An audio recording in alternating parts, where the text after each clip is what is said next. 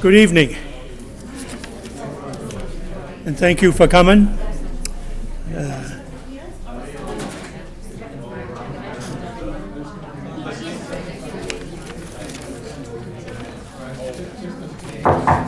We have some handouts we've given out. I don't know if enough. I brought 25. And on the back page is the rules. And all the candidates should make sure they have one of these if no one else has one. We have a few more. So. I want to welcome you to what I think is probably the 20th annual Candidates Night. It's sponsored by the Abington Republican Town Committee. Our chairman is Andrew Burbine. Our treasurer is Kenny Coyle.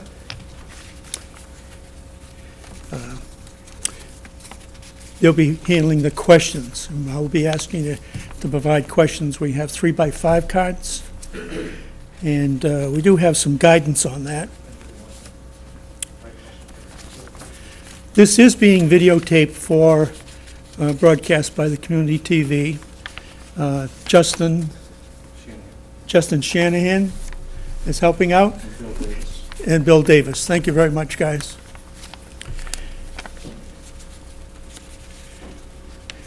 There is, as you know, no admission charge to guests or to the candidates. There's nothing that has to be paid by anyone.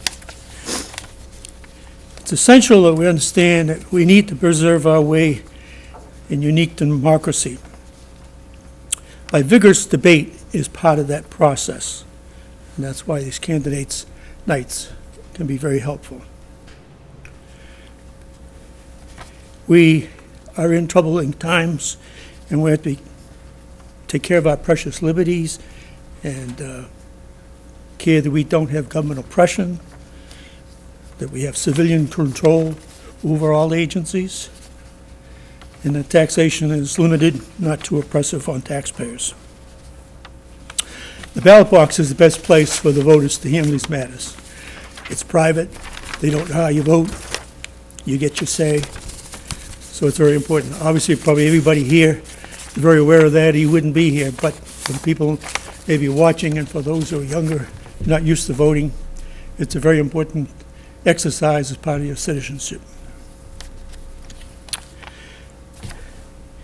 In our daily lives, we often concentrate on other matters, international, national, and state matters, but the fact is, what's closest to us is town matters, and they often don't get the attention that they really should, and they're important to us. They're the people who protect us, come when we're in need, provide the road service and different things. So I'm glad, again, the people here obviously are interested in town government. You wouldn't be here, but there's an awful lot who don't go. Town elections are notorious for having low voter turnout and so forth, so I urge people to vote. Abington is a better place comparative to other towns around, and I know that for a fact by some legal things I've done or whatever. I've often said I've thought we had kind of poor government here, and we did have some departments that frankly were corrupt and not working well, but as a general matter, we are superior to most of the towns around us. We really do a much better job, and part of it is having candidates run. As much as possible, we should have opposition, and then we should listen to them at places like this. And I think even the Democratic Party sometimes has a breakfast for candidates. They're very important, in my opinion. Leanne Adams was walking around here, she's still here, but she was telling me that you can get an absentee ballot up till noontime on the day before the election. Noontime is an absolute dead cutoff the day before the election. And turns out the Republican convention is on election day, so anyone who happens to be here who is going to the Republican convention will have to vote by absentee ballot. There is no such thing as early voting for town elections. They have early voting now for state elections and national elections. There's no early voting for town elections. We'll go to the high school, and parking is going to be complex, I guess, but the National Honor Society winners are going to be there from the high school to guide people as to where to go and where to park and take care of you getting into the polling places. She wanted to make just a reminder for those who are helping candidates. Sometimes some of you are new at doing this. You can't have any signs closer than 150 feet. All campaigning must be 150 feet or more away. You can be arrested or whatever. It's a forbidden by law to be closer than 150 feet and do any campaigning, and that includes especially inside the polls. Inside the polls, you really should take pins off and so forth, if they're there for candidates. So keep that in mind, okay? And the police usually mark off with a marker or tape or something, so you'll know where the 150 feet is. But outside the 150 feet mark, do all the campaigning that you want to do.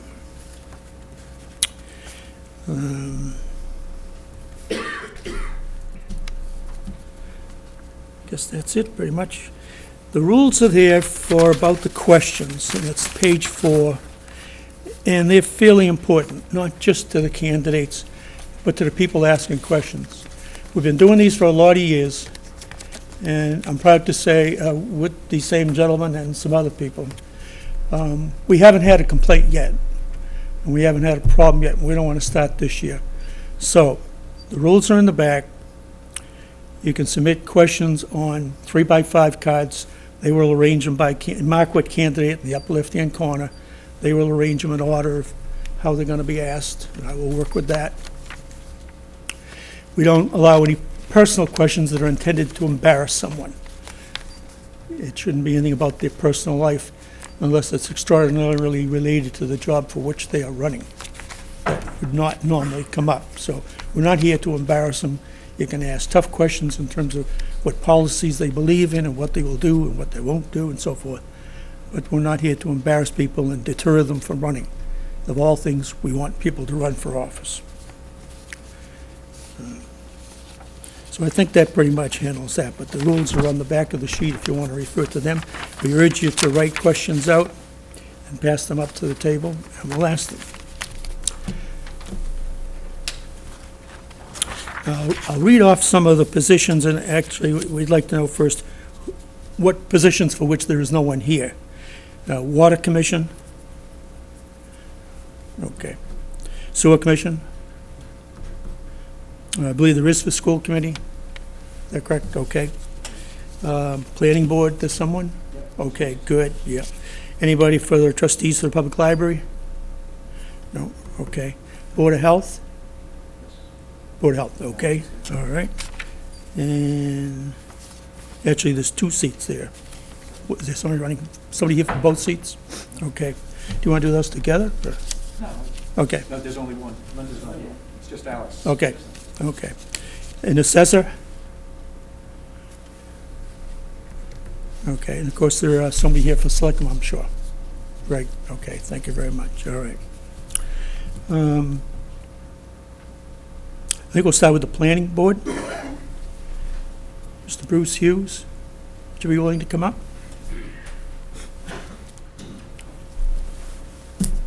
Yeah. So there's no other person running on stickers or anything? You can choose what seat you want. Sure.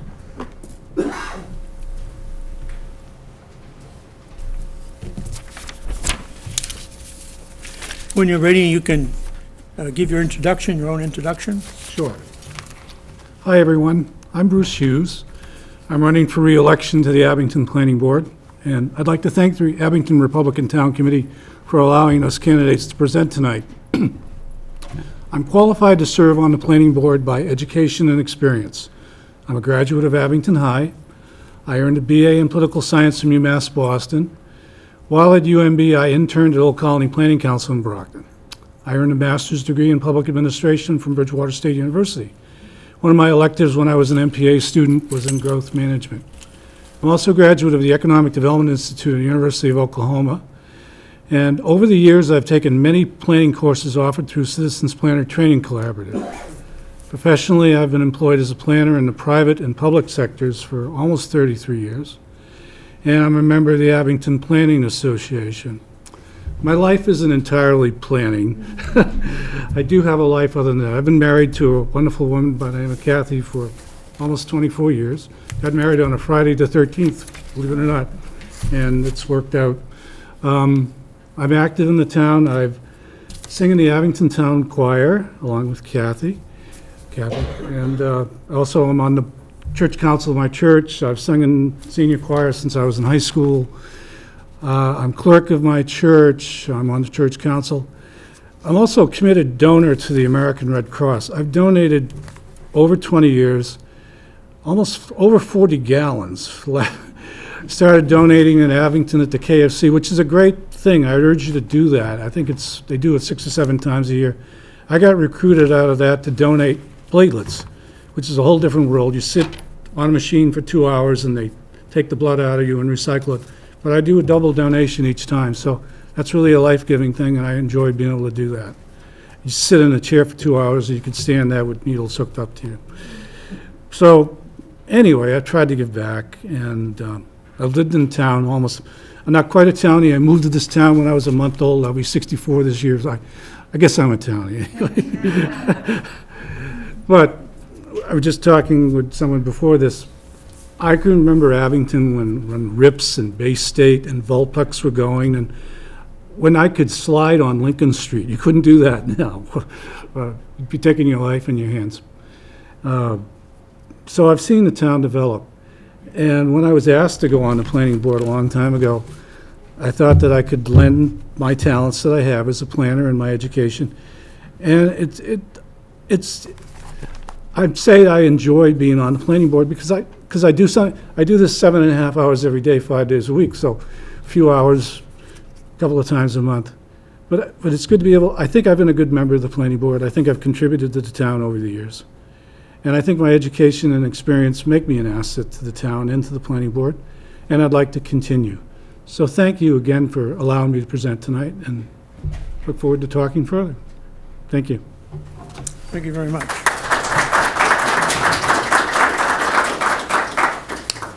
I have some questions for you. Oh, sure. Okay.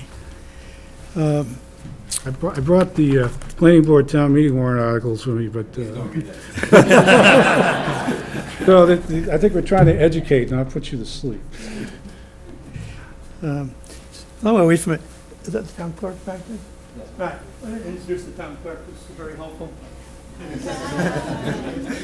Well, she's been here all day. She might have to go, so I want to make sure that she was introduced. Thank you for coming, and thanks for all you do in the town elections. You do a great job. This has been a time of considerable, great construction in Abington. With the current movement to increase special granting authority of the planning board away from the zoning board of appeals, how do you feel about that? Do you agree, or? There's always been a balance between the ZBA and the planning board, and I respect the members of the ZBA and what their powers are, as I hope they respect the members of the planning board and what our powers are. I think that the planning board is qualified to do many of these things. I'd really have to hear more about the taking away the power, but I don't see it as a taking away of powers. I see it as a sharing of powers. So that's the way I would paraphrase it. Okay, all right. This questioner makes reference to the overuse of services, overcrowding, and flooding issues. And suggests that the town meeting, there's going to be an attempt, and they say by private contractors, but in any event, somebody's introduced some measure or other, to tweak the part of the zoning bylaws. Do you support that, or do we need a comprehensive overhaul of the zoning bylaws? Well, as a planner, I would say, of course, you'd want to have a comprehensive, because it's job security for me. But I don't believe that you can try to favor special interests. You know, you've heard the term spot zoning. You can't do spot zoning to favor a developer that comes before the town. I guess as a professional planner, I would say that really, you really continuously need to look at the bylaws of the town and stuff like that, because circumstances change. Population of this town has grown over many years. I think it's around 16,000 now.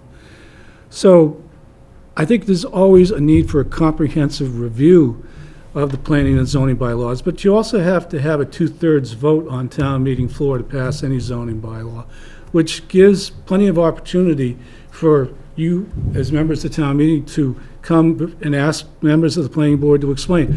I think that's what we're really good about. I've had to explain zoning articles on town meeting floor, and try not to put people to sleep, but we try to learn these things. There's 13 zoning-related articles on the town meeting warrant, and, we've reviewed these as members of the planning board. So I try to get as much information as we can. But we don't try to favor developers. I think, really, myself and 4 other members of the planning board, we look at these things, and we try to review them, and we try to be fair to everyone. Okay. This questioner makes a statement first. There were 517 building permits pulled in 2017. The building department has increased its personnel in anticipation of the number that might be expected in 2018 and 2019. And they want to know, in your opinion, is the planning board reacting to the growth that we're seeing, or are they guiding the amount of construction? A little bit of both. I hope that doesn't sound like a cop-out. Planning board has to deal with the issues presented to us by the state rules and regulations that guide what our board can and cannot do.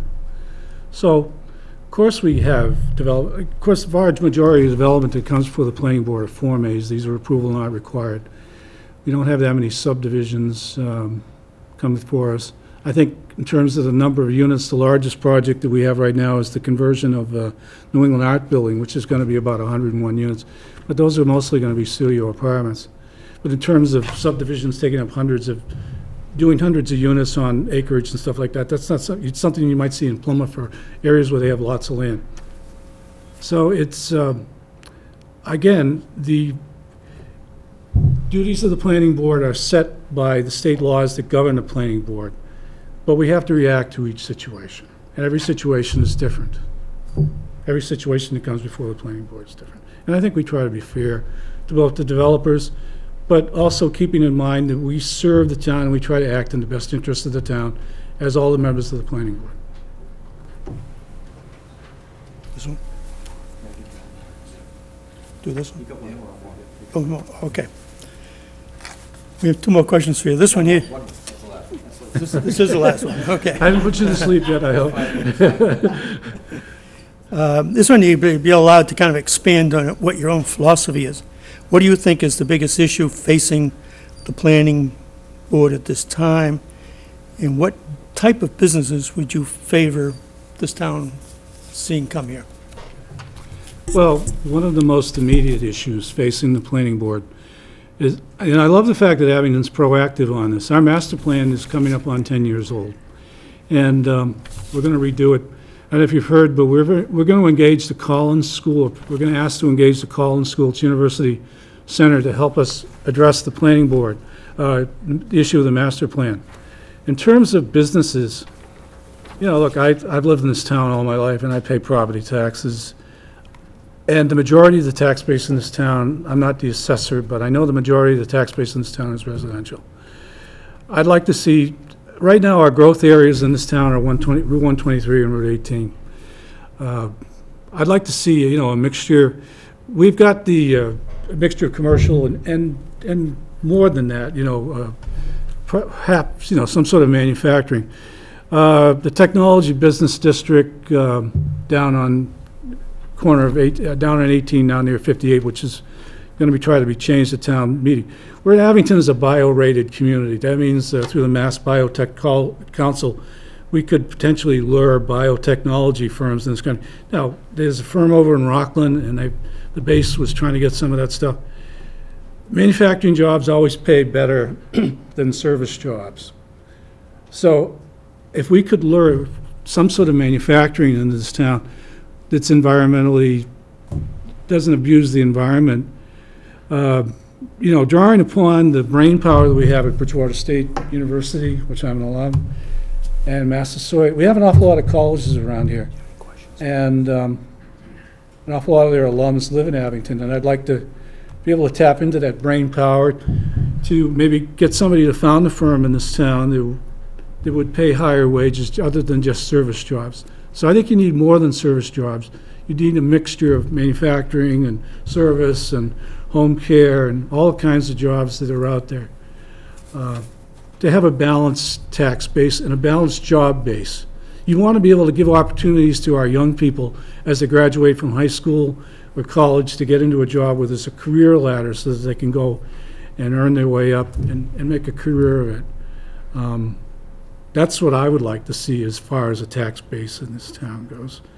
And, you know, as a planner, I think that would be fantastic to see. Thank you very much. Well, thank you. Good night.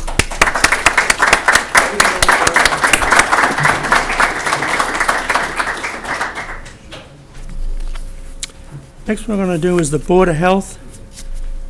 Mr. Haggerty.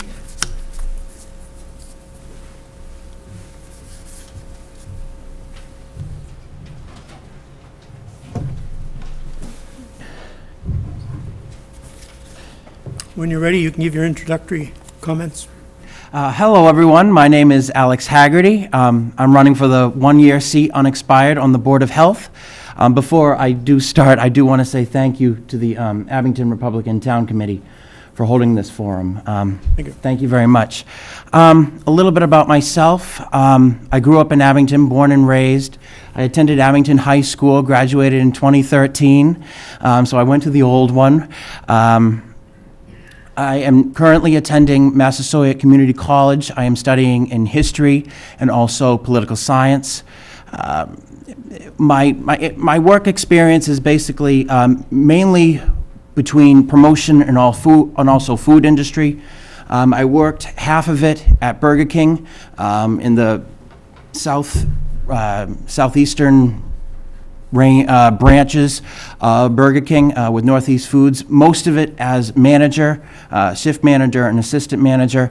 So I've had to learn how to work with the Board of Health, training employees, learning how to lead, and just like that. I've also done a lot, I've then worked in promotions down at Target down over in Abington.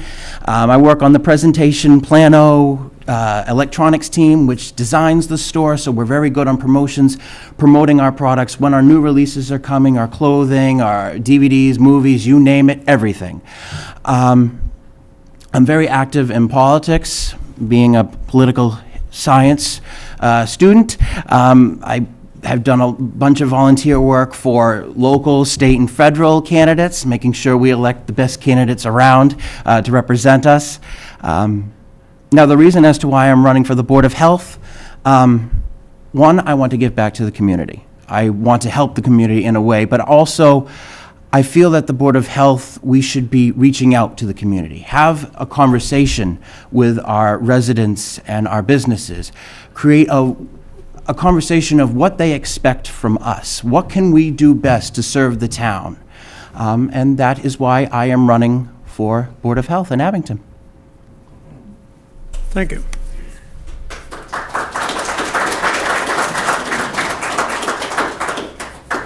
This first question, I was looking for your top priority or what you would like to accomplish on that board. Oh, absolutely. So I'd expand it if you have a couple more, put them on there too. Oh, you got it. One of my top priorities, actually, we have a little development on that.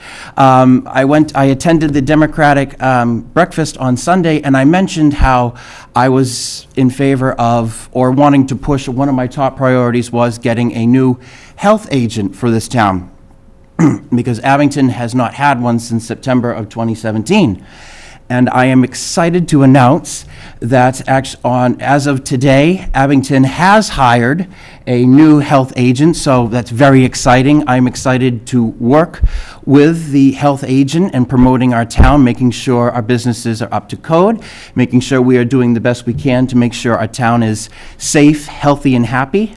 Of course, I do want to remind, just a little side, just as a reminder that with the with this new addition to our team, to the town, that we remind ourselves to not let that happen again, of not having a health agent from a span of 7 months. The other priority that I also had, which I've kind of little touched based on, was making sure the community knows what's going on in the town, such as like the hydrant flushing that we got going on, starting actually today, that was released by the Abington and Rockland Joint Waterworks. On social media, and then also the town website, making sure that our town knows what's going on with the Board of Health. Definitely, I'm a very huge supporter in making sure the town knows what's going on. This next questioner apparently thinks there's some inconsistency in, to use my own word, in authorizing styrofoam by certain retailers or. Oh, sure, absolutely. Yeah, recently, it went into effect on January 1st this year. There's a styrofoam ban that hundreds of actually American, Canadian, and European and Asian cities around the world have participated in the ban on styrofoam. Basically, it was instituted to make sure that there were some chemicals going around with the styrofoam. It's not as healthy for the community as one would expect. The ban is to institute that, making sure we're pushing paper products for our town, and then also plastic, getting off the styrofoam, which also has been known to lead to tumors into animals. Not only that, the styrofoam is extremely expensive to recycle, and a lot of it we can't recycle. Given how you answered it, which was nothing wrong with how you answered it, but I didn't really maybe give everything the question I wanted to know. This question, no, that's my fault. The questioner thinks that there have been some exceptions or waivers given to certain people, yes. but not to everyone. Sorry about that. No, I took a little segue there. No, yes, some businesses in town have been granted waivers, as they say. The waiver is only in place for precisely 1 year. After that, the business does have to no longer use styrofoam. They do have to be on the paper and the plastic products. So yes, it is. The waiver is instituted to show that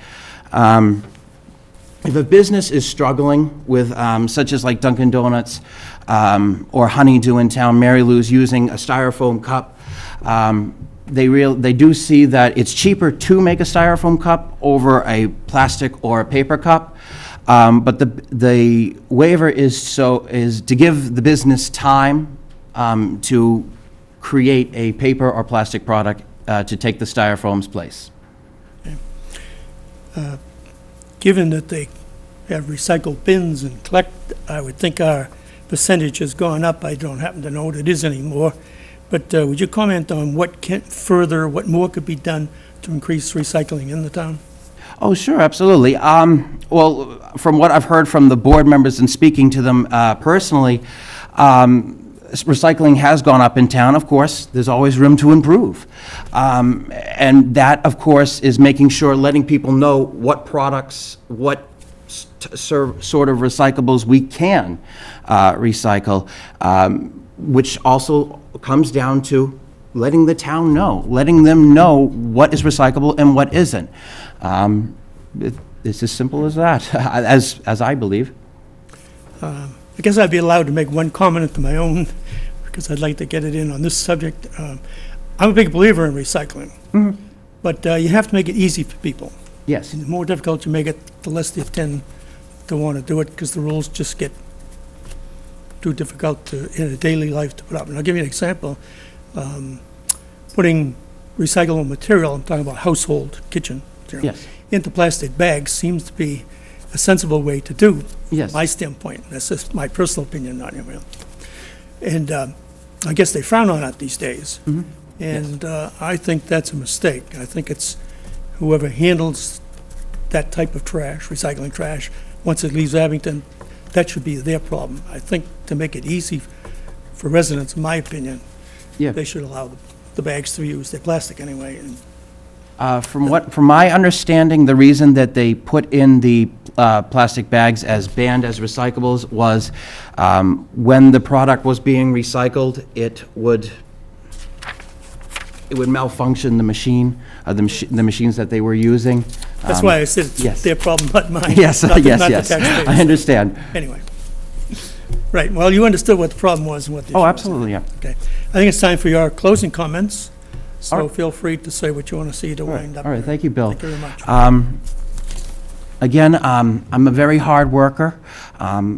Ever since I was a kid, I was described as someone who reached for the stars and always did achieve it, always did reach that star. And I feel that we need people like that in elected positions, especially in our towns. And I know that I can bring that to the Board of Health. I know I would make a tremendous asset to the Board of Health, and I hope I can count on your vote on April 28th. Vote Haggerty for Board of Health. Thank you.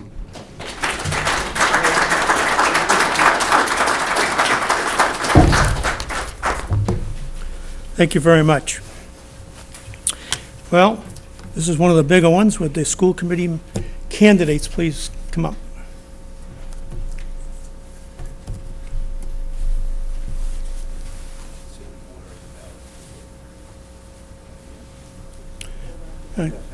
Yes, the order of the ballot, yeah. The candidate, there's one that's already in office would be on the end, right?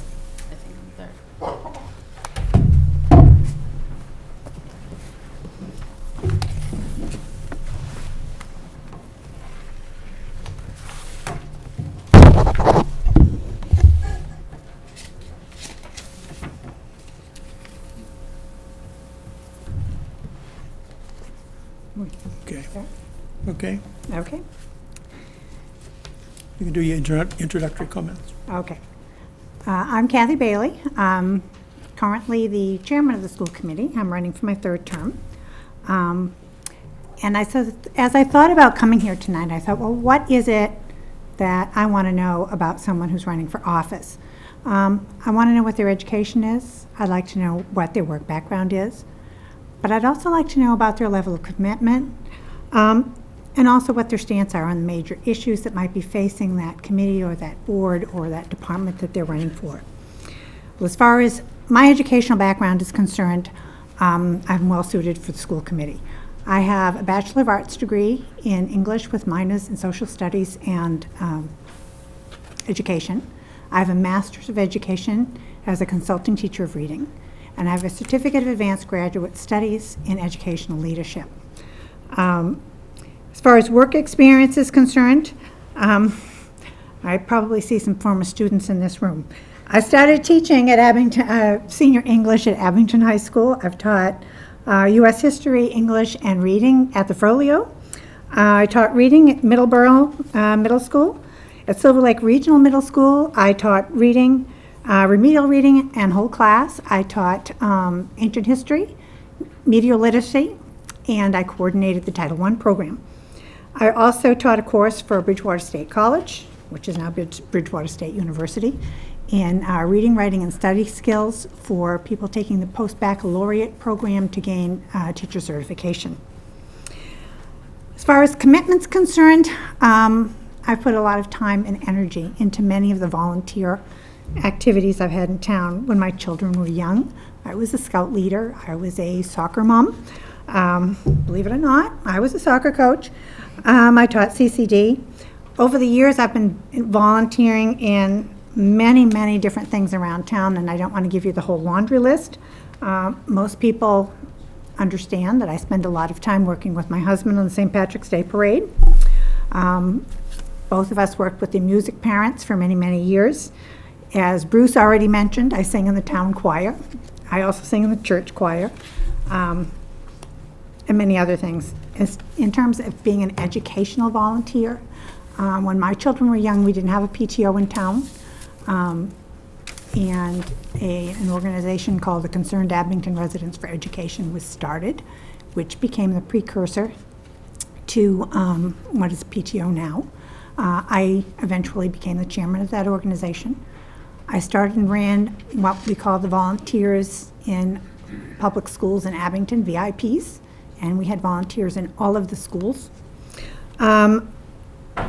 I've been on the middle school council since middle school councils were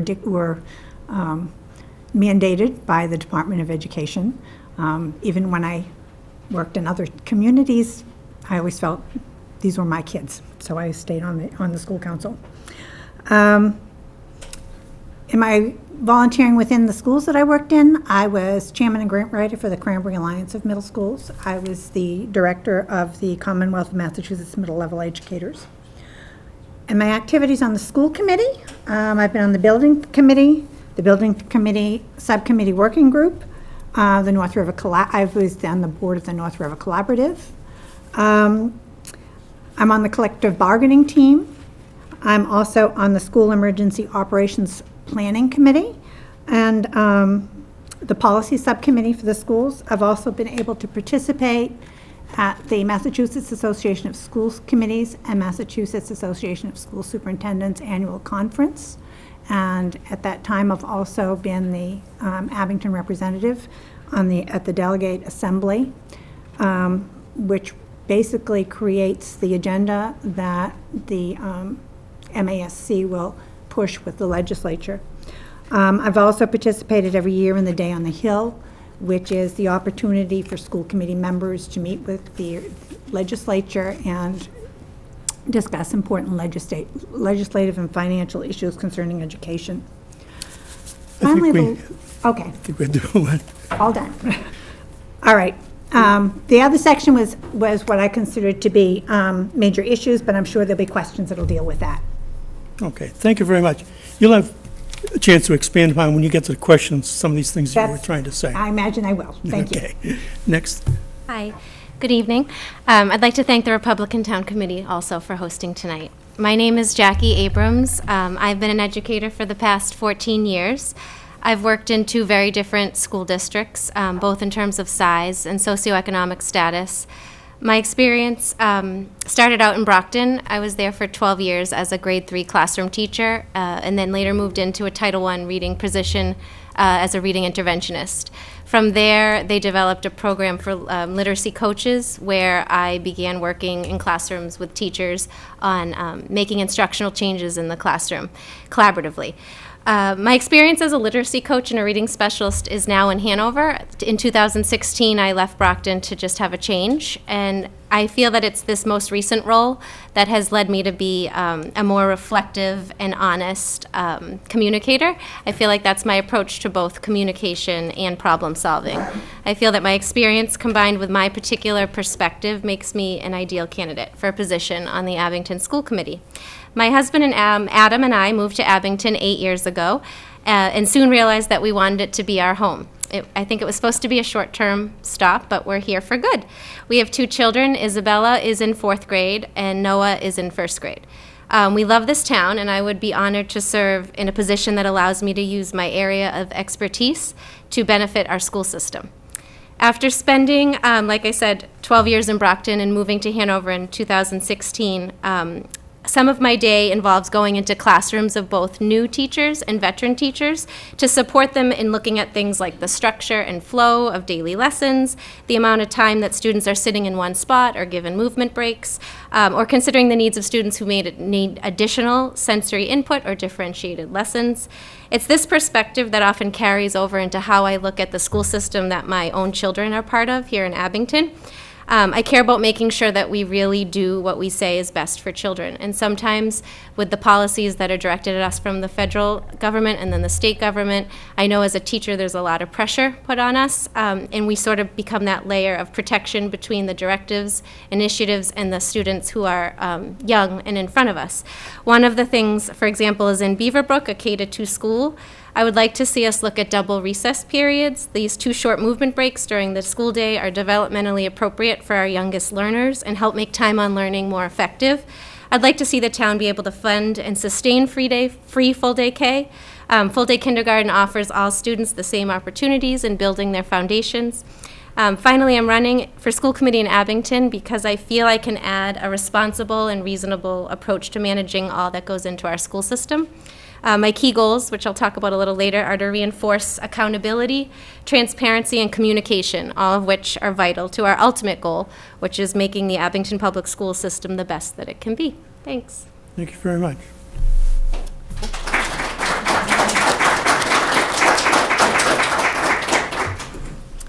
I'd like to thank the Abington Republican Town Committee as well for hosting this candidate night. My name is Lisa Augusta, and I'm running for one of the seats for school committee. This is my first time running for any office or any election, so this is all new to me, and I'm learning. I'm a graduate of Braintree High School, and I hold a bachelor's degree in science and occupational therapy from Quinnipiac University. I've worked in a variety of different settings, short-term rehab and pediatric early intervention. Most recently, I completed work in a year at the North River Collaborative Family Network. I've lived in Abington for 17 years with my husband, Bruce. We've been married for 18 years. I'm the proud mom of 4 kids in the Abington public school system. I have a son, Colby, who's in 10th grade. I have a daughter, Lindsay, in 8th grade. I have a daughter, Emily, in 6th grade. And I have a son, Brady, in 3rd grade. So I pretty much cover most of the schools in Abington. I have three out of the 4, so. Since my children have entered into the school systems, I've been involved in the PTOs in all the schools. I was the chairperson of many successful fundraisers and school events. I was on the committee to establish the Philadelphia trip for the 8th graders, and I've been the chairperson for all the fundraising for this trip for 2 years. I've been proud to have been part of the first trip when it ran, and I'm also excited to be a chaperone again in June for the trip. Over the years, I've had lots of opportunities to volunteer in the classrooms of all different schools. I've done, field trips and book fairs and holiday parties and teacher appreciation events. These opportunities have allowed me to see a small portion of what happens in our schools and to hear firsthand from students and parents and staff about what they like about the schools and what they may have concerns about. My husband and I are always present and involved in town activities and events. We volunteer countless hours to Abington's town organizations. I've coached Abington Youth Chair for the last 4 years, and my husband is currently the director of Abington Youth Basketball and Abington Travel Basketball. We're always willing to help and participate whenever we can. I feel that it's so important to be involved in all aspects of our children's lives, especially their education, and I strongly believe that they deserve a strong education, and I want to ensure that all the children in Abington are provided with every opportunity and resource that they need and they deserve.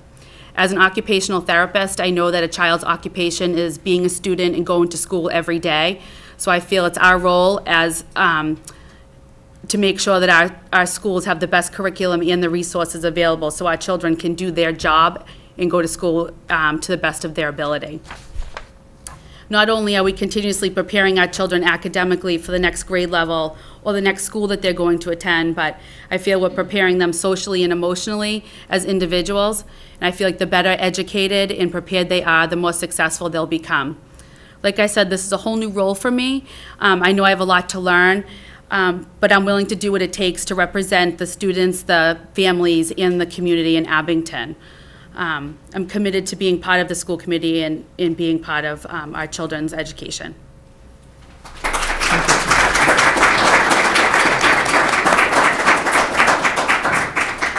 You may want to take a drink, Lisa, because you're going to get the first question. Oh, gosh. We want to rotate the first questions, okay? So she'll start with the first one. Jacqueline, you'll have the second, you'll start the second one. Catherine, you'll please start with the third one, okay? And so forth. Okay. So, first question is, as you assume you go there from this election, what is your one top priority that you'd want to accomplish in, say, the first year or your first term? I feel there's a lot of different priorities. One thing that I think we need to work on consistently is communicating between the schools and the families so everybody is really informed and they know what's going on. I know that's been a big issue, and I feel like we've really created a lot of nice ways to communicate with families through social media and emails and PTO meetings and involvement. So I definitely think that's one important issue that we need to continue to work on, as well as just increasing awareness for parents and families about the issues that our children are faced with every day, like bullying and social media and substance use. I feel like we really need to educate our families and parents and staff about what more we can do, so people are aware of what, the consequences and the dangers and risks that these things have. So I agree with Lisa in communication, but I'm going to go with transparency would be my goal for the first year if I was lucky enough to be elected. And by transparency, I mean being transparent in our plans. There's a couple of areas. For example, I've been attending school committee meetings for the last 3 years when I was considering running for school committee 3 years ago. In school safety, we talk a lot about what our plans are and timelines, but I think we could do a better job of laying out a long-term timeline and a transparent timeline of what the steps are going to be and how we're going to follow them to get to our end goal. The ALICE training, for example, is a new initiative that's been taken on. We didn't have a long-term plan for that. 2 half-days were just added at the last school committee meeting, which was a bit of a surprise to a working parent. I would have liked to have seen there have been more of a long-term plan that we knew that this was coming. And then feedback, even with the SRO, school resource officer schedules. That's another topic that's come up. In Hanover, we have a very transparent plan for where the SRO officers are each day of the week, what their roles and responsibilities are when they're at the school. I dropped my daughter off the other day at Woodsdale, and there was an SRO officer there, but sitting outside the building. It just made me wonder, what are the roles and responsibilities when they're on site? I'd like to see maybe some fist bumping and greeting the children who are in their classrooms. We work a lot on relationship building with the school resource officers in other towns. So I'd just like to be a little bit more transparent in what our outcomes are expected to be and timelines and roles and responsibilities of personnel. Kathy? I think there are a number of important issues facing the school committee at this point in time, and I feel like I've started on a number of different ones. Safety has become a big issue recently because of the shootings that have been going on. ALICE, that Jackie mentioned, which is an active shooter training, was something that the school committee wanted to take, the school department, excuse me, not the school committee, the school department wanted to take on, and they couldn't start it until they could get enrolled in a course to learn it. It is not an entire safety plan for the school, and what I'd like to see is the whole safety plan for the school reviewed and restructured. It would include ALICE, which they are now lined up to do because they were able to get into a class. They've been able to take the training. They're now training the teachers, and the students are going to be trained. As Jackie mentioned, the timeline was moved up. The intention originally was to get the training done this year and to implement it next year. Because of all of the problems and the shootings and what have you that have taken place this year, they've moved it up, and that's why they asked for the 2 extra days, which the school committee agreed to, and they're trying to get it all completed by the end of this year to get it in place. I firmly believe that in order to make anything work, you need to plan it carefully, you need to follow the steps, you need to make sure that all of the professional development is in place. All of the protocols are written and published so that they are there in place in the school, everyone knows. ALICE training is one component. In order to put that in, what the school is in the process of doing is now reviewing all the protocols for anything that could possibly happen within the schools. And I firmly believe that we need to do this in a timely way, but also in a very comprehensive and step-by-step process to make sure that everyone is aware, everyone knows how it's done, and it gets done correctly. In the meantime, people need to know that their children are safe in the schools. When you implement something new, that doesn't mean you wipe out what's already there. There's been a lot of publicity about ALICE training and trainings in the school. That doesn't mean that we don't already have something in place. So that if there were a problem in the schools, we have guidelines, we have protocols listed. And the committee that I'm on is actually reviewing these so that we've got a complete, comprehensive list, and ALICE will be part of it, and the training will be completed and hopefully in place by the beginning of the school year. Thank you. Jacqueline, we're going to start with you, the second question, okay? Okay. All right. This question, again, it's pretty focused. They want to know, what is it you want to change? Get elected, get on the board, you go in there. What isn't the way you want it to be? Sure. What would you want to change? I would say one of my number one goals, something I'd like to see done differently, are policies. I'd like the school committee to write more policies that we can then implement to protect students and teachers and staff. I'll give you an example. The MCAS is happening right now at Woodsdale, grades 3 and 4. And during that time, it's a stressful time. Sometimes routines get altered, recess routines, lunch routines. I know my 4th grader hasn't had typical recess. They've had recess that means that they can walk in a line outside to make sure that the testing environment is quiet for students who are inside testing. Lunch has been a quieter, low-noise lunch, which children are interpreting as a no-noise lunch. I'd like to see a policy in place that, although the test is super important, I understand that as an educator, as a parent and as an advocate for children, I want to make sure that we have a policy in place that preserves routines and schedules for students during these times that are socially and developmentally appropriate for young students like 3rd and 4th graders. I'd like to see some policies around students with food allergies. We have some, but right now we're still placing students by their health needs and not necessarily their educational needs. We have peanut-free classrooms. I'd like to see a policy where we can look at whole school policies for students with allergies to make sure that we are just being a little bit more maybe progressive in how we think about placing. This is a newer issue that's getting a lot of attention these days, and unfortunately we have lots more children who have some of these allergies. And finally, my last bit is just on leadership.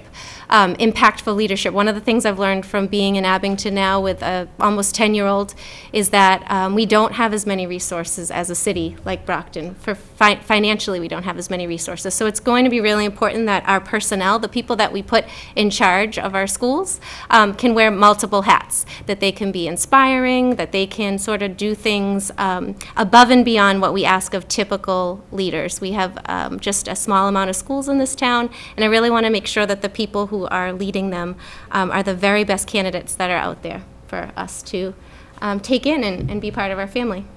Thank you. Kathleen? I'd like to talk about something a little bit different. We have an opportunity right now to have step into free full-day kindergarten. It's something that we haven't had a chance to do before. The state for a number of years was footing the bill to put in full-day kindergarten for the first year and then supporting it therein after that. And we couldn't do it because we didn't have space. Now we have the space to do it. Research has shown the benefit to students of getting that early childhood training. And across the state, 96% of kindergarten students are in a full-day program. The problem is the state then stopped funding that initial cost. Now what is being done is a town has to finance that initial cost. It's like starting up a business. When you start up a business, you've got to put some money in to get it going. Well, we're at a point where the town this year has enough money in free cash to give us the startup funds to get all-day free kindergarten going. I don't think anyone can dispute the benefits to children, but the cost of $450,000, which is what it would cost to hire the necessary personnel, the materials, add 2 more sections, and absorb the loss of the tuition that people are paying now for the full-day programs that we have, would amount to $450,000. That's a one-time fund. And after that, the state, and if you look on the DESE website, you're going to see that they reimburse towns that have full-day kindergarten for that whole afternoon part of their program. So what we need from the town is the startup money to get it going. And then we don't have to, and the town shouldn't fear that we're going to come back looking for $450,000 another year, because that's the startup funds. Yes. We have 5 questions or 7 questions, so Okay. we have to keep moving. Okay. Lisa, do you recall the question, what it was? It was about change. Yes, I remember. I think there's a few different things I'd like to change. Speaking to what Kathy and Jackie said, I feel the same as they do of those issues. But I feel, like I had said prior to, I feel like there's issues that our students are constantly being faced with. You know, I have 2 middle schoolers, I have a high schooler. You know, I see how they're affected by social media. I see how they're affected by the substance use, like vaping, and it's an up and coming issue. Bullying. These are all things that affect us like every day. It affects my kids.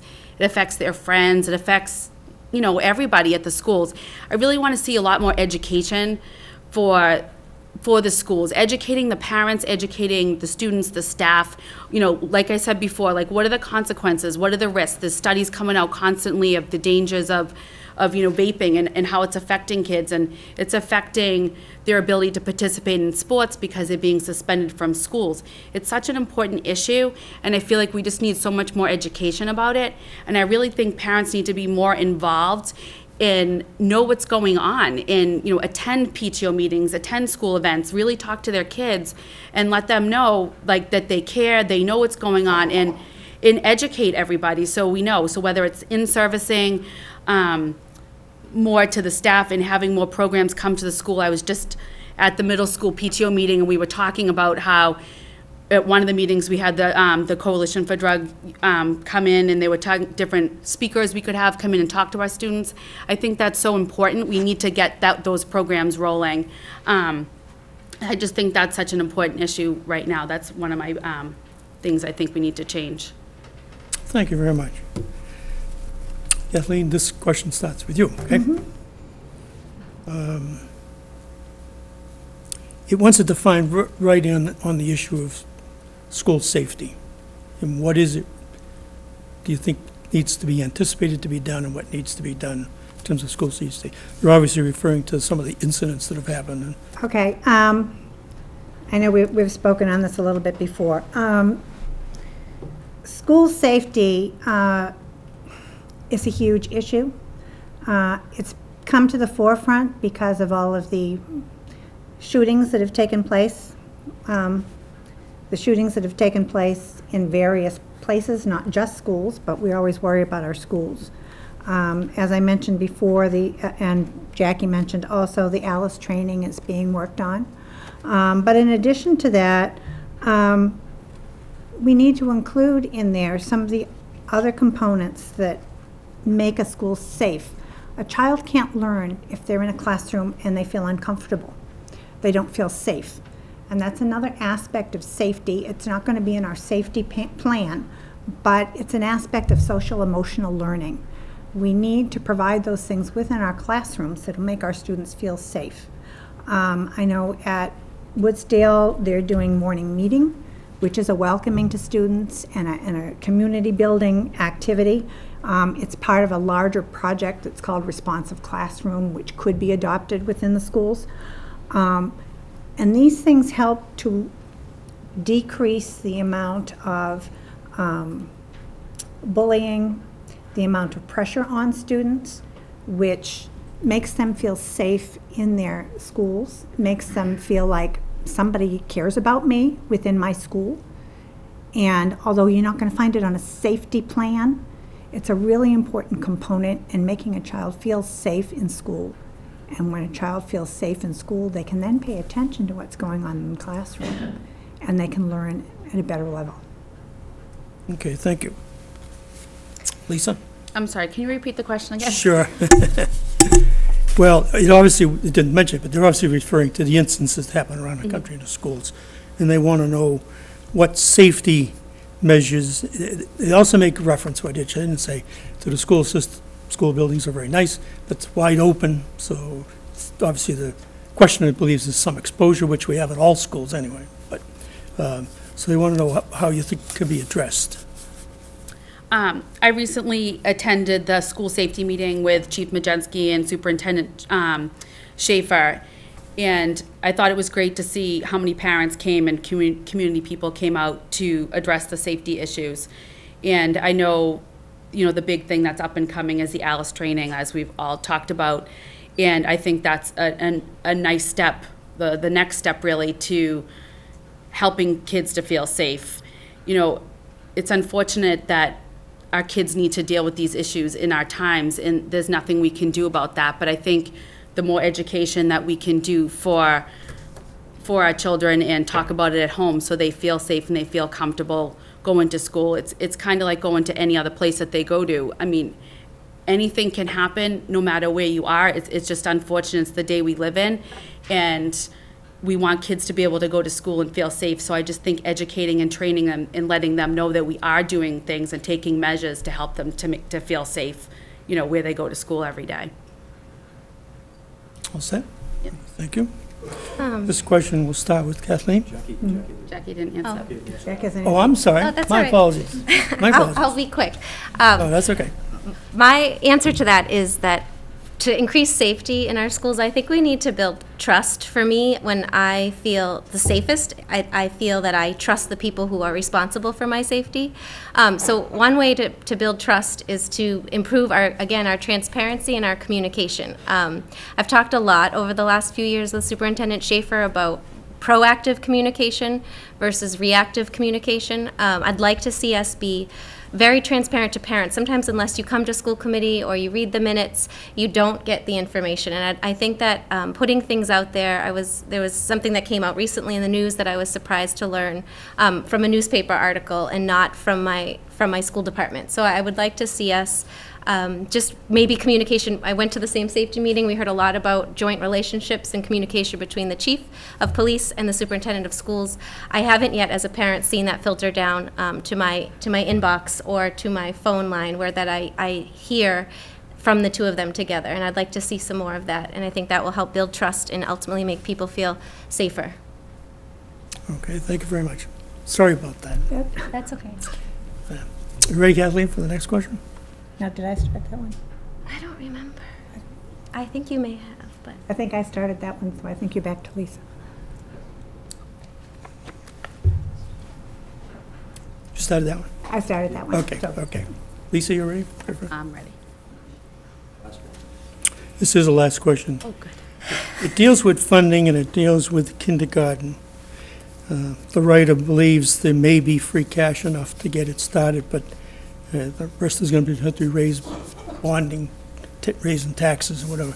You discuss how the town should proceed in terms of funding kindergarten expansion. I know the importance of having full-day kindergarten. 2 of my 4 children went to full-day kindergarten, and at the time, it wasn't offered. It was a lottery for my first 2. And I just know that it's a very important stepping stone for education. And as taxpayers, this is something that we want to ensure that the tax dollars are used more effectively. And we want it to be able to be sustained in the future. So if we're going to be able to have full-day kindergarten now, we want it to be something that's going to be long-term. So hopefully we can, use the money fiscally responsible so we don't have any increase in our taxes, that we're able to allocate the funds and make it happen for the long term now without any increased cost to the community. This is a hard question because the elementary school teacher in me, of course, wants full-day kindergarten. But the person that's running for school committee and now thinking about being responsible to all of the people who are in this town. Funding it up front and having the funds is one thing, but we have a brand new beautiful school, and the residential properties do bear the brunt of the tax burden. So I'd love to see us find a way to fund full-day kindergarten, but ultimately it comes back to taxes and increased taxes. And I think we're in a spot right now where we're asking our community to fund and support a brand new beautiful building that is fresh and that's has some needs that we're not quite even sure what the long-term financial piece could be. So I'm a full supporter of full-day kindergarten, but at a time when we can be responsible and thoughtful about all of the people that are helping to pay for full-day kindergarten. So I would like to make sure that we can sustain it for the long haul. Can I ask you to repeat your question? Because I thought I heard something in there that I wasn't sure about. Well, it had to do with kindergarten and the funding of it. Yes, There was an assumption but there by was the something writer. else, there was, There was an assumption by the writer that there might be some free cash to help with the first year, I assume that means. And then the question is, how are we funding thereafter? Through taxes or borrowing? All or right. what, okay. The funding thereafter was something I had started to talk about earlier. But when I heard the question the first time, it sounded like you thought we were asking to raise taxes or override or something to that effect in order to bring in full-day kindergarten. And I told this group 3 years ago that I would not be looking for an override when we built our new school. And that stands. We built that school. The people of the town were very thankful for the money they gave us to do it, and the benefits to the school are absolutely enormous. And I stand by that. The reason I said this is the time that we could do it is because we've been told by the town manager that there could be the funds within the town without raising taxes to pay that seed money, that startup fund, so to speak, the $450,000 that we need. Thereafter, the state will pay through Chapter 70 funds the cost between what half-day kindergarten is and what full-day kindergarten is. You understand the question was So- about kindergarten? So it is about kindergarten, yeah, but that difference between half-day kindergarten and full-day kindergarten, after the first year startup costs, the state will reimburse the town through Chapter 70 monies, the full cost of that. So by the second year and thereon after, the funds are within our regular working budget that we work on every year. And yes, there are ups and downs to funding cycles and funding from the state, but we need to plan on what we're looking at now. We missed the boat a few years back when the state was paying those upfront costs that we're now asking the town for, but we didn't have the space for it then. And possibly, the money won't be there in another year or two. And we also will have lost the benefit to those groups of kids that could benefit from it at this point in time. And we'll also be throwing away the money that the DESE is willing to reimburse us for next year and thereafter. Okay. Lisa? I first started that one. Closing statement. How's that? If you're ready, we'll start with the incumbent on the closing statements. Okay.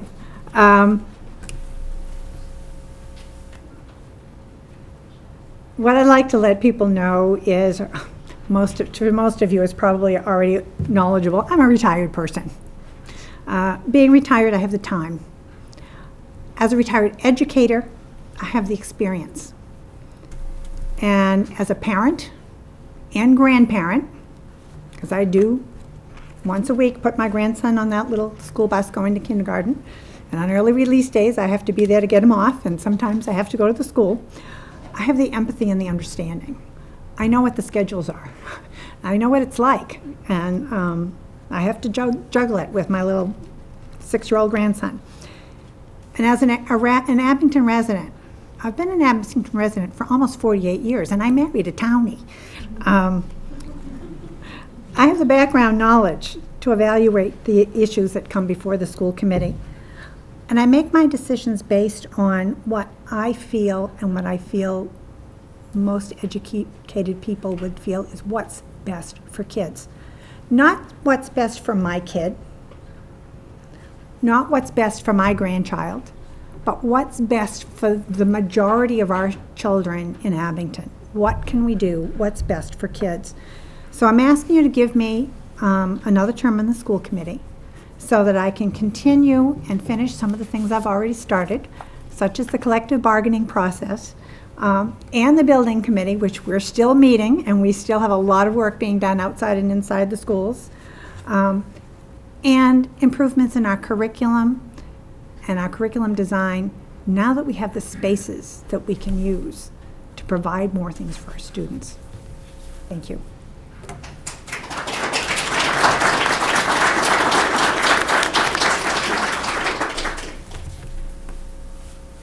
Me? Sure. As I said earlier, my key goals are to reinforce accountability, transparency, and communication within the Abington Public Schools. I think it's really important that we hold the line on accountability because it's at the center of continuous improvement. Inviting administrators, teachers, parents, students, and all stakeholders to be part of a solution helps us to be accountable to one another. And I think that's when true progress can be made. I will work to create accountability through being thoughtful in my questions and seeking clarification if needed on big and small decisions that are being made on behalf of our children. As I said earlier, it's important to be transparent in everything we do. As a homeowner and taxpayer in this town, I'm running to make sure our tax dollars are being used and managed in a way that is responsible and efficient. And finally, I'm running because I feel that communication is one of the most important jobs we have as leaders in a community. It's the glue that keeps us together. As a mom of 2 young children in this district, I'm invested here for a long time. I have a lot of pride in this town and the town that my family calls home. I value my friends and my neighbors and their children. I care about their children. I'm passionate about the work ahead, and combined with my experience as a veteran educator, I think that makes me a great candidate for the Abington School Committee. So I humbly ask for your vote on April 28th, and I wish all the candidates good luck.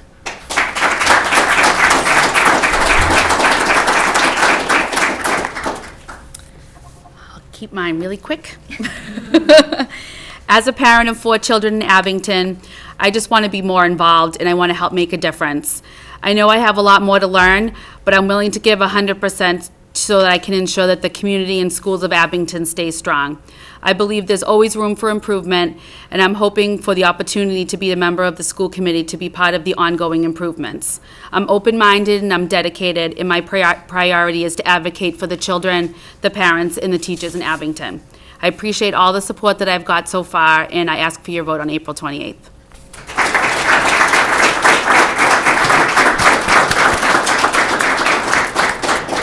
Thank you very much, ladies.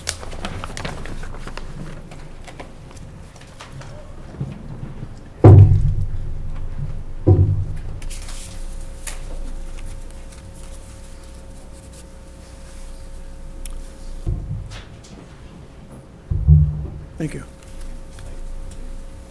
All set? Okay. Selectmen candidates, come forward. Yeah, but someone's going to speak for him. Yeah. But Bob can't answer questions. What's his last name? Greeno. Okay. Oh, yeah, gotcha. Okay. And sit there and then. Yeah. That's where they went. And then when you're done. Yes, Mr. Greeno? Yes. Yeah, just for your.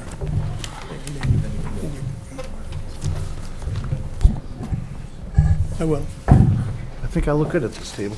I know, this is a fun feeling.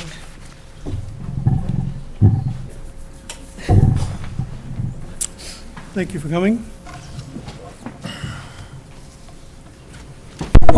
4 candidates. One of the candidates absolutely was not able to be here this evening, Mr. James Conley. And Mr. Bob Greeno has come in his place, and he will be allowed to give an original reading of comments. He will not be allowed to participate in the questions. But that's what the rules have always been, and it's worked fine before. So he'll have adequate time to say what he's got to say on behalf of speaking for the client, for the candidate, and then he will no longer participate in the questions. So, I if you're promise I'll prepared, make it quick. Mr. Greeno, you can go ahead. Good evening, ladies and gentlemen. Greetings from Florida. I apologize for not being here in person, but this vacation was planned well in advance of my decision to run for selectman. Let me tell you a little bit about myself. I'm an 8-year veteran of the U.S. Navy Submarine Force. I was a Boston firefighter for 27 years until my early retirement due to occupational cancer. I was on the Conservation Commission for 15 years until I resigned due to extended recovery time from cancer. I have been cancer-free for over 5 years, and last year was appointed back to the Conservation Commission. I have lived in town since 1988 and been married to Joyce, a very wonderful woman, since 1993. I have a daughter named Stacy who is married to Dan Baker, and 4 grandchildren who have moved to Latrobe, Pennsylvania, where Dan is the pastor of St. Paul's Congregational Church. If I am elected, I would like to see more progress in the Union Point. I'd like to keep an eye on the Route 18 widening project. I would like to see if drilling wells within the town would be a feasible addition to our water supply from Silver Lake. I would also like to explore ways of getting businesses to move into town to fill the many empty storefronts in town. I would also be willing to approve a marijuana dispensary to open in town, filling an empty storefront and collecting the 2% local tax the state will allow us to charge marijuana dispensaries. I would also like to see our police get a well-deserved fair contract. I am looking forward to handling any other issues that will come before the Board of Selectmen during my term and to keep the forward progress the town of Abington has experienced over the past few years. If you have any questions or comments, please feel free to reach out to me over Facebook. Thank you, Jim Conley. Have a nice night.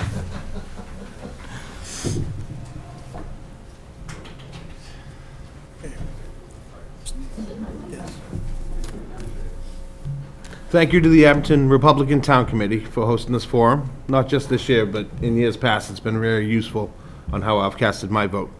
Also, thank you to Abington Cam for broadcasting. To my wife, thank you to my wife Megan and my kids Mackenzie, Madeline, and Axel, who couldn't be here tonight because it's school night and bedtime is non-negotiable. My name is Tim Chapin, and I'm here to earn one of your 2 votes to the Board of Selectmen. Me and my wife were both born and raised here in Abington and have chosen to raise our family in this wonderful community. I've chosen to run for the Board of Selectmen because I'd like to see the communication improve from Town Hall to the citizens and the citizens to Town Hall. You'll hear me talk a lot about communication tonight. That is because I strongly believe that it encourages ownership and thus involvement. We must fully understand that this is not a 9-to-5 world. Dad doesn't come home for dinner at 5, read the paper, and head up to Town Hall for a meeting. Instead, it's more rush home, tag your partner so they can go work the night shift. For better or worse, this is the world we live in today. But we cannot mistake the lack of bodies in the seats for apathy. People care about their community. People have ideas. People have concerns. People want to be part of the solution. For the past few years, some people in town have taken steps to improve communications. Rick Collins with the Planning Board, Chris Coyle with the School Committee, and Susan Fieri-Amory with the Board of Health, to name a few. They've all been working on new ideas to improve communication and community involvement. With your support, I look forward to bringing the residents' voice to the Abington Board of Selectmen. Thank you.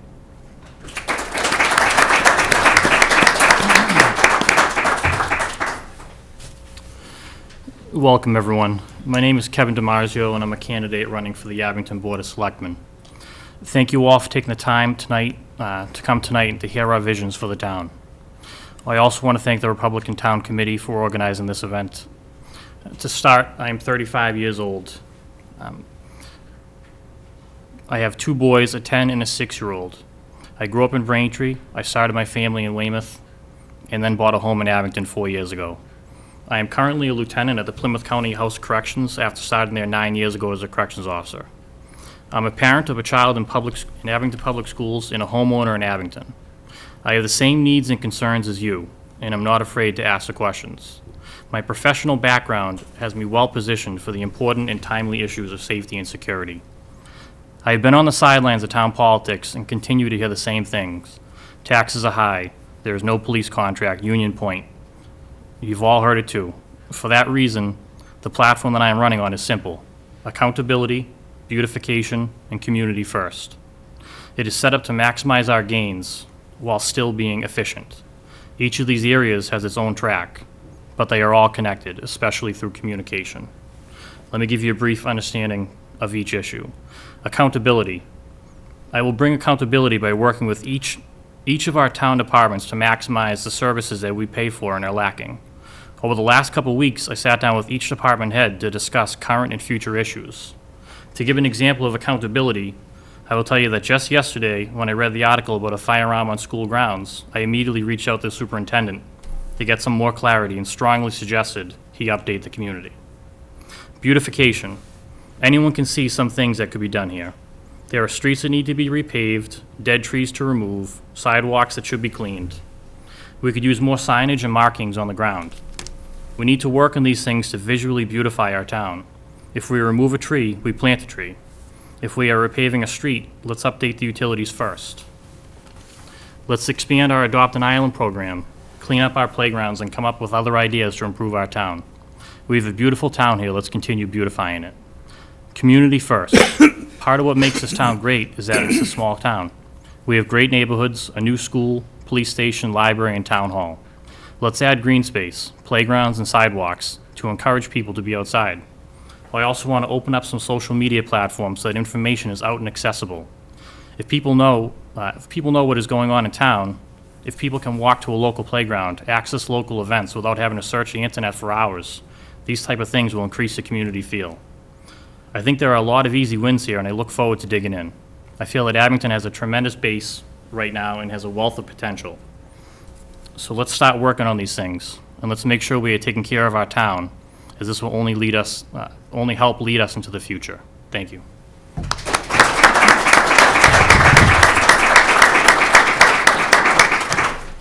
Hello and good evening. My name is Rory Manning and I'm a candidate for Board of Selectmen. First, I'd like to thank the Republican Town Committee for hosting this evening.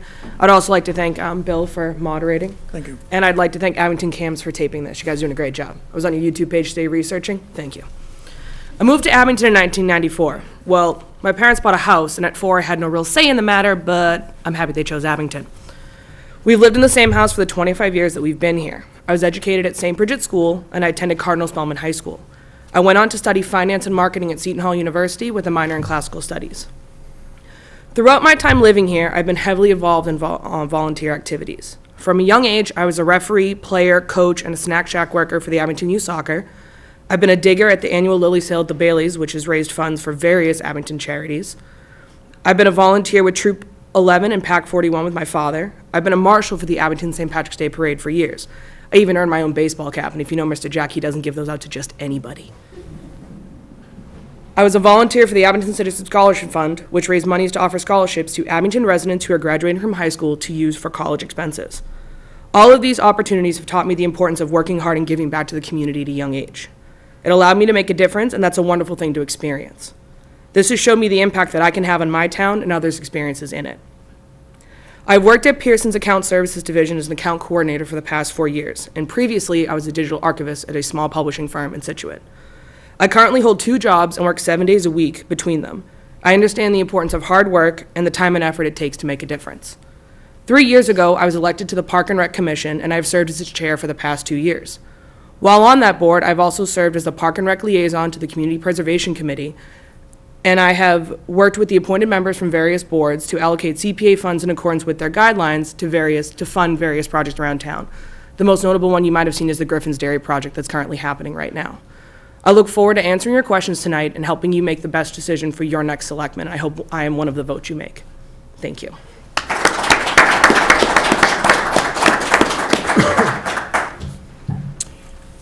Rory, as we did before, if you want to take a little sip of water, you're going to get the first question. Okay.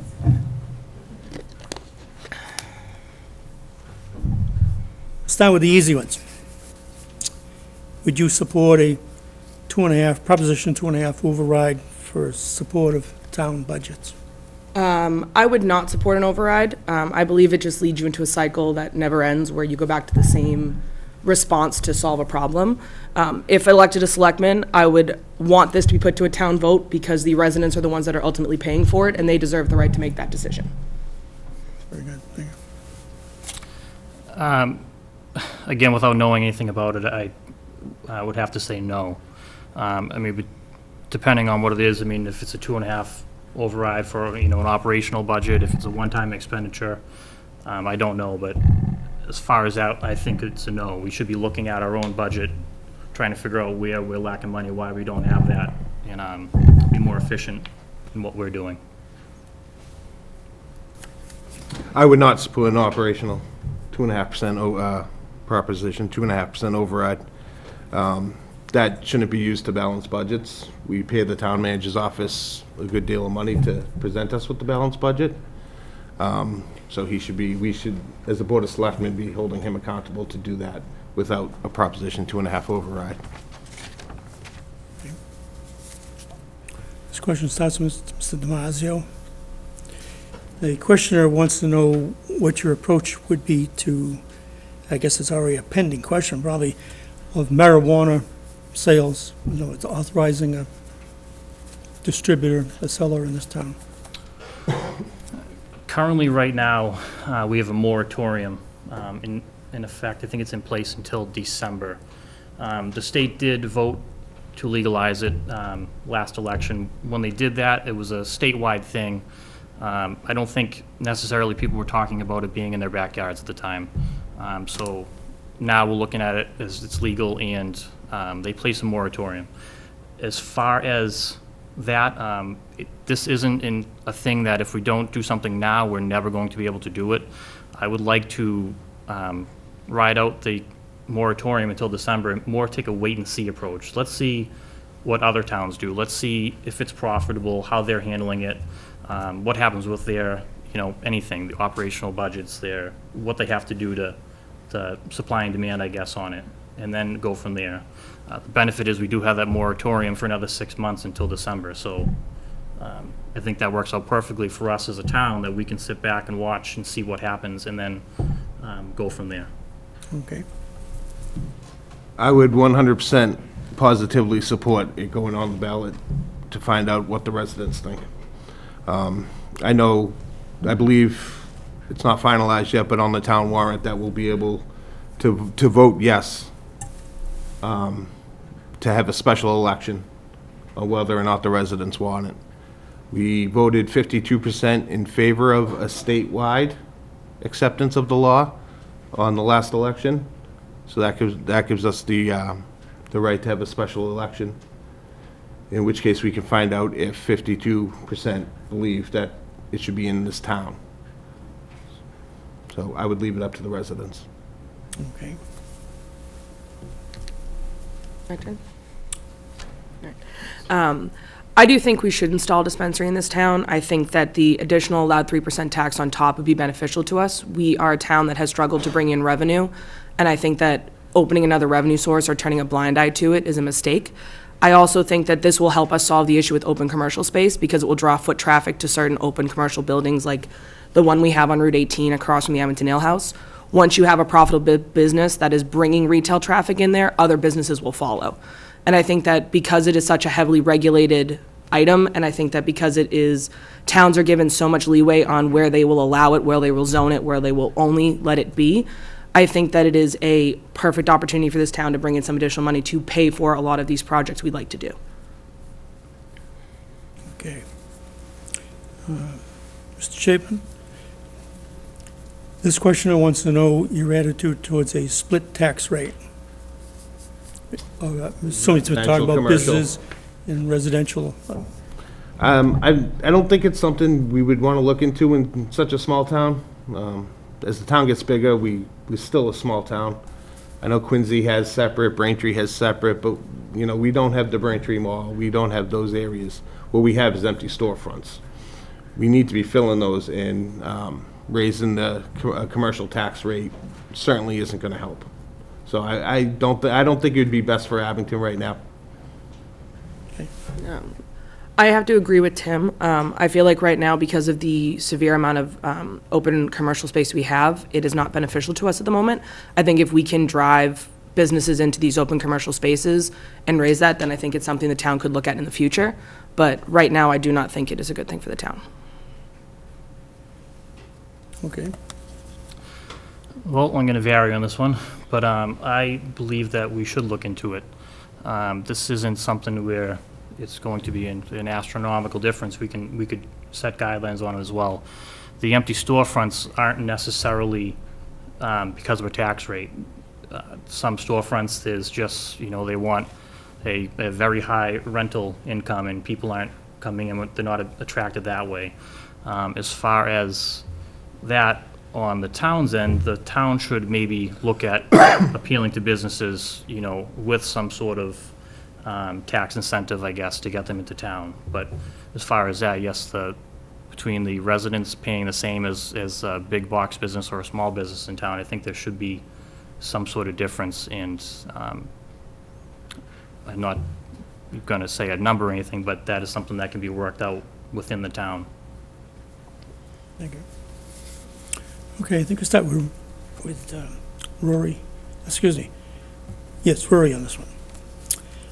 It's a question that faced the school committee candidates as well. It's just by a different person and worded a little bit different. But I want to know, how do you think we should provide seed money or money to get the kindergarten started? So I am a full proponent of full-day kindergarten. I think it is extremely beneficial to this town. I do not believe that using all of the free cash we have right now, or a majority of it, to fund it for the first year is sustainable. I would rather look at other ways that are fiscally responsible, whether there's additional grants we could look for or additional ways to raise that money outside of raising taxes. That's never a good idea. I feel like those are things we should be looking into before we jump right into funding free full-day kindergarten. So this is one of the things that I discussed with the superintendent when I sat down with him. And the cost right now, the estimated cost is $456,000. As far as that, we would have to front the money as a town. And basically, right now, we don't have the number of kids enrolled in the program in order to get the Chapter 70 reimbursement. So by opening up full-day kindergarten, we would have the numbers, which would then give us the reimbursement the following year, which would be about $400,000. So we would still be covering costs, and that's just an estimate. We don't know anything else. The thing that I would like to see before moving forward with it is exactly how it's laid out, because, you know, this sounds great right now, but a lot of these things are prorated, and there's a certain percentage over a year. So I'd like to see the 5-year plan, the 5-year outlook on it, to see, you know, are we going to be funding this with our own money, or are we still going to be getting the Chapter 70 grant money? I think it's a great idea to have full-day kindergarten. We need to be efficient with how we do it and make sure that we can sustain it and not give it for a couple years and then all of a sudden be turning around and have to cancel this, or, you know, turn kids away at that point. So I think looking at the long-term picture and being able to sustain it and making sure that that is sustainable is a great idea. And if that's the case and we can, I would move forward with it. Thank you. Oh, I'm sorry. We have to do it. It's got to be done sooner or later. I know it's never good to have to pay, hey, it's going to cost $456,000. It's never good. We have the free cash that we can do it this year. It hurts that we can't put it into our stabilization fund. Our stabilization fund right now is healthy. It doesn't mean it's always going to be, and there's always going to be an economic downturn somewhere down the line. But when do we say that there's no better way to spend the money than on the kids? Especially the education. Other towns are doing it. We don't want people moving out of town for a full-day kindergarten. We don't want to be giving our parents in town the choice that, hey, you can't have this because we have to pay for full-day kindergarten. So I think it's something the town needs to do, the town can afford to do. Encouraged that the Finance Committee has come up with a nice long-term plan that's going to make it sustainable over the long term. So I'm encouraged with that. And if it's on the warrant this year at town meeting, I certainly will be voting for it. Thank you. Thank you. I think it's time, Mr. Damasio, this time. This questioner uses the word confidence, but anyway, maybe you could add interest to it. There's a lack of confidence or interest in government, in the town government. What can we do to get more volunteers for boards, more people interested in serving on the non-elected boards? I think this goes back to basically open up communication and being able to have the social media platforms, by opening up and letting people know what's going on, letting people know that there's meetings, putting meetings, you know, as many as they can live, having, you know, town officials being able to have extra hours to be able to talk to people and people to be able to interact in that sense, I think will really help out, and you would see people take more of it. That community feel would really help out, and people would, you know, probably gravitate and want to do more. They know what's going on. They know there's a meeting coming up. there's an important issue they want to talk about, hear some things. Right now, you hear the same thing from people, the communication, transparency. They hear a meeting last minute, they can't do this, or they can't make it, or elderly, they can't get a ride up here, different things like that. I think altogether, improving communication, transparency would build that community and attract people in. Mr. Chairman? It's a tough one because, like I said in my opening statement, people do care and they do want to see their community do well. But some people, it's hard. I mean, both parents work. This isn't the town that my parents grew up in, where just my dad went to work and my mom stayed home and dealt with me. They can't do that anymore. So it's hard to get people on the community to be able to work on the committees.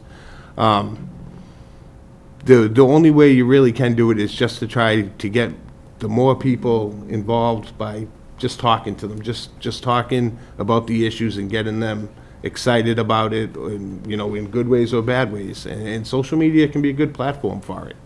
The town Facebook page that we have up and hopefully running soon will hopefully, raise the issues to the people, and maybe we can find a few more able bodies to come join us. Rory? I think that one of the biggest things, like both of my other candidates have said, is communication. I've been lucky enough that as a board member of 2 boards and having a father as a selectman, I happen to know when meetings are, and I happen to know what the big issues are and what's happening in the town. And I think that the other thing is we have a brand new school, and we are a young town that is driving more young families to move to town. And I think that seeing someone their age, I'm only 29, be elected to an office that is running this town would drive a lot more interest, because they're going to know, why did a 29-year-old want to run? What does she think she can do? Why is she impactful? And I think that would help. I think also, like I said, I've been lucky enough to know these things, but I think being able to post them more, being able to post them in more locations, having, like they said, live meetings, holding them on Facebook Live, Instagram Live, having these things available for the youth and on your phone and easily accessible will be beneficial for this town. It is an important question, really. I would comment that I subscribe to the Ledger, for example, and so the Ledger and the Enterprise both sell here, and I don't think either one of them, maybe we don't have enough subscribers for either paper to make them interested.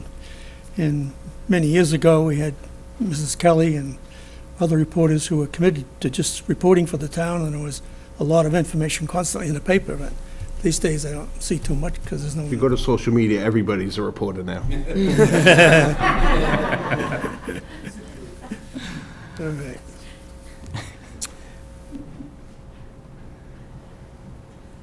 This questioner wants to know what would be the single most important issue to you as a candidate, and what would you be wanting to work on the most? Obviously you'd have to deal with a lot of issues, but what would you go there as your one thing you really wanted to get accomplished?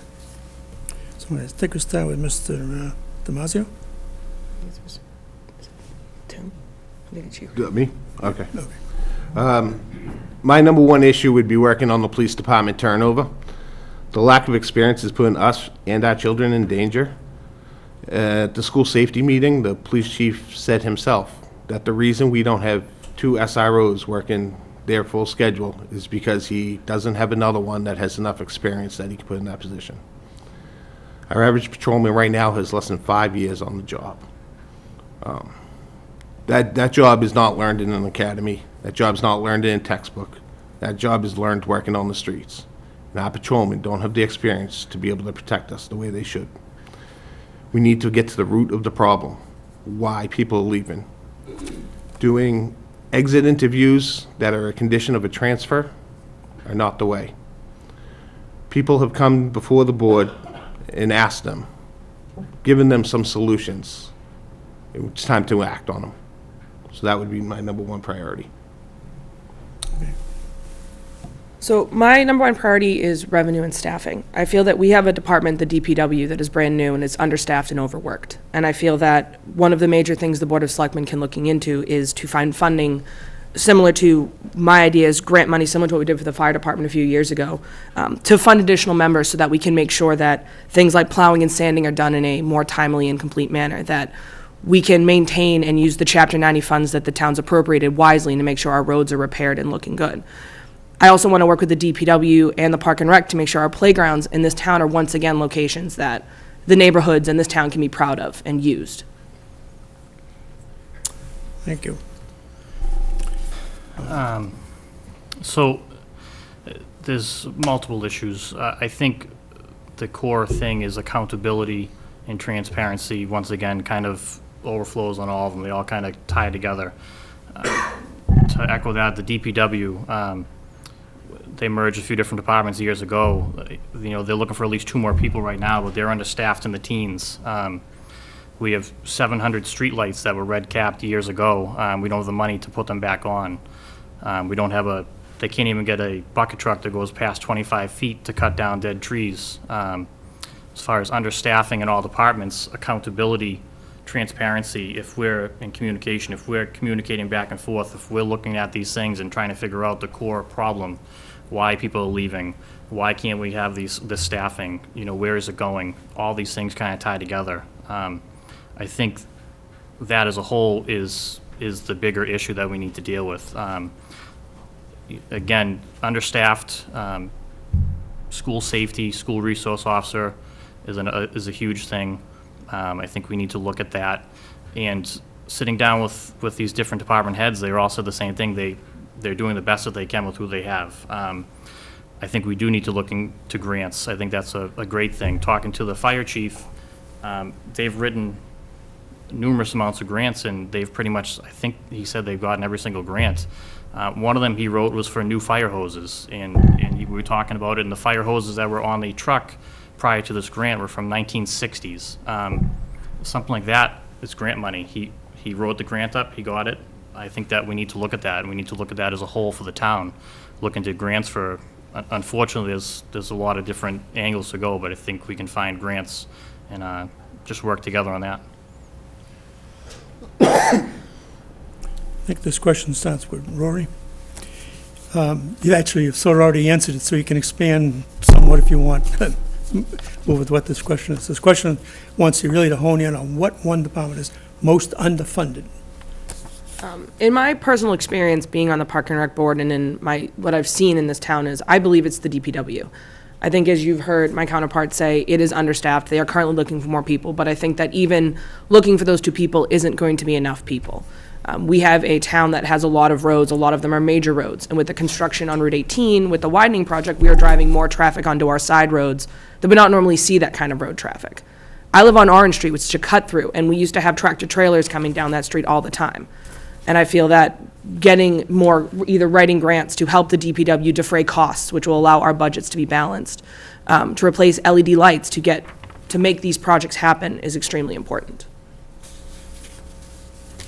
Thank you. And again, I would have to go with the DPW. The police don't have a contract, that's one issue, but as far as staffing, DPW. We have a sewer department, Parks and Rec, everything kind of got merged into the DPW, and they are basically just running all day long. They're understaffed, 15, 18 people. We keep on adding responsibilities to them. Last year, behind the Woodsdale School, we were bringing our own lawnmowers up there to cut the grass at the baseball fields because they couldn't make it up there. Just cutting grass alone for them, with if they get rain in the beginning of this spring time, they're going to be busy. We put in a high school over here. It's beautiful. What people, I guess, don't see is that's all handwork. It's not something that you can put up on a lawnmower to ride around and cut the grass in 20 minutes. You got to have a push mower. You got to weed whack. You got to do all these little integral parts. That alone takes pretty much the whole crew the whole day to cut the high school grass.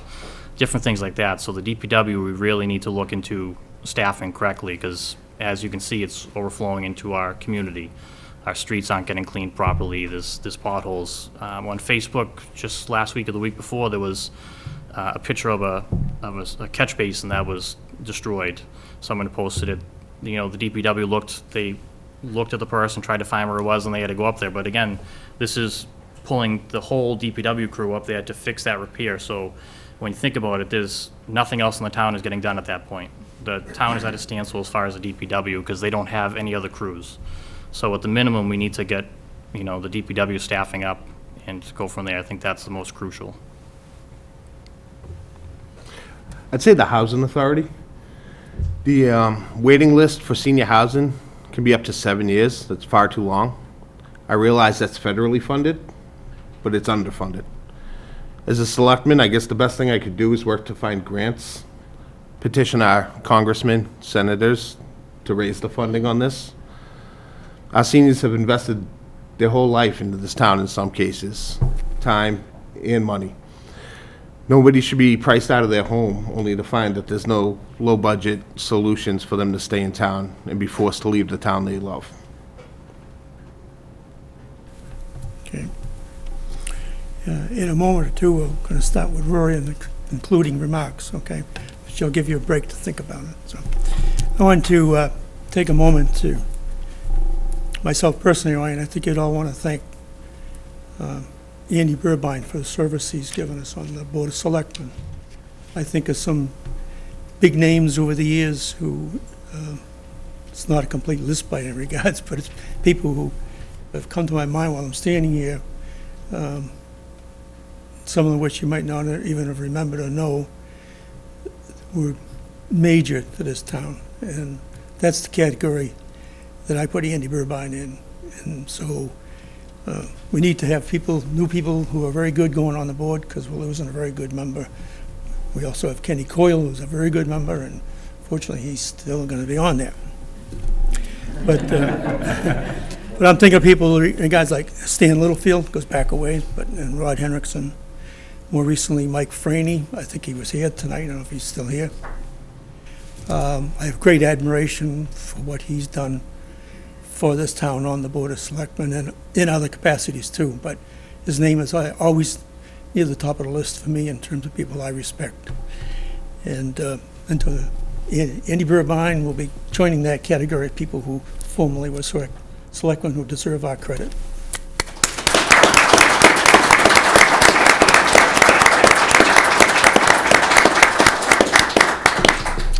So with that, Rory, if you're ready, you can commence. I am. Thank you. In closing, I want to impact this town. I want to make a difference. I want to help it grow in the way that it helped me grow into the young woman that I am today. I've been involved in various town-centric activities my entire life, and I feel like running for Board of Selectmen is the next avenue I could take to impact and help the town that I grew up in. I want to look at past issues and understand how and why they happened so we can make sure they don't happen again. I want to help Abington move into a future so that future residents can have the wonderful experience that I had. I want to look into and invest in grant writing to help support and fund many of the pressing projects this town has. I will bring youth and a fresh and new perspective to the board, and I hope that on April 28th, you'll consider choosing me, Rory Manning, for one of your 2 votes. Thank you.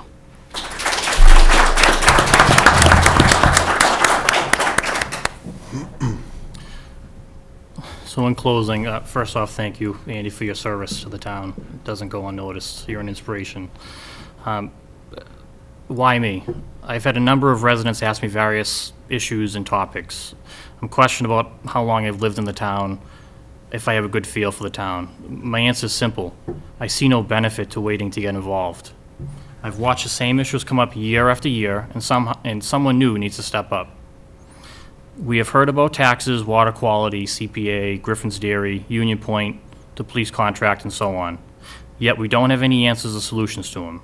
I'd be willing to bet that most residents couldn't get a straightforward, truthful answer as to the why, the what, and the how. Working on accountability means we will get answers and we will hold town departments accountable. We will identify the areas that need improvement, start discussions, and get answers that will be made public. There will be transparency through social media platforms and the like.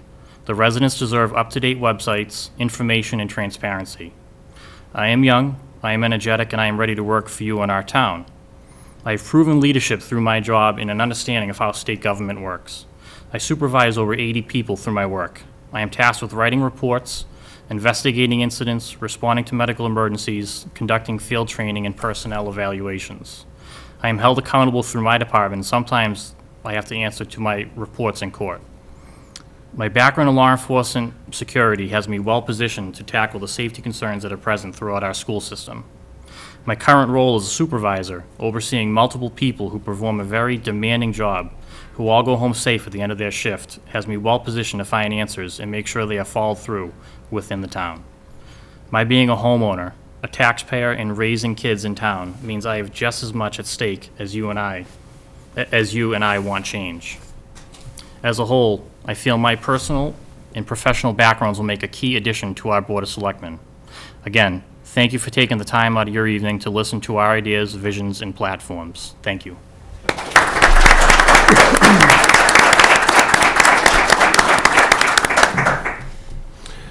Thank you all for taking time out of your busy lives to give us a chance to earn your vote.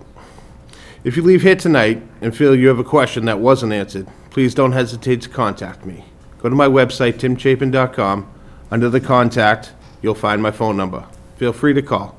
You'll find my address. Feel free to show up at my door. My wife may not be happy if the dog wakes the baby, though. I really look forward to bringing your voice to the Board of Selectmen. I may be a rookie in this room, but I'm not a rookie in Abington. You've seen me around town, maybe doing charity work for the Knights of Columbus. Maybe I sold you plants at my family business.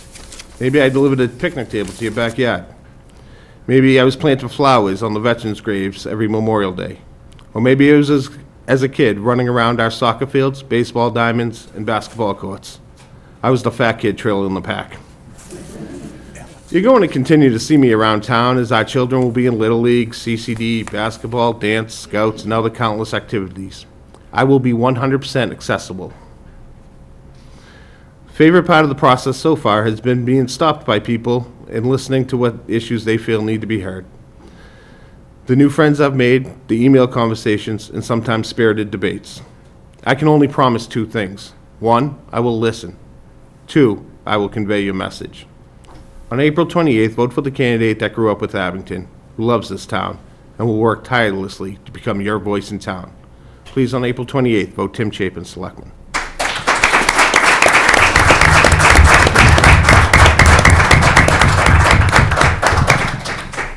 There's a gentleman here I don't know very well because I try to avoid ever asking the town for anything. But I'd like to introduce Mr. Alex Bezanson. Would you like to have a comment or so, or two? I'm sorry. I said I didn't know him. I just wanted to recognize Alex as he's retiring as well from the Board of Selectmen, so his 3 years of service are greatly appreciated, so thank you, Alex.